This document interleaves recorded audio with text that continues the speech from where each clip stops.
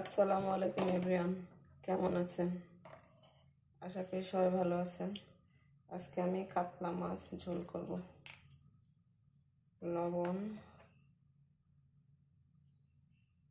হলুদ, গোড়ামরিচ দিয়ে ম্যারিনেট করব।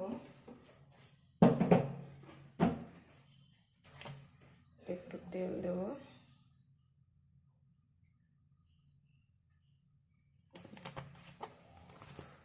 এটা ম্যারিনেট করে রাখবো।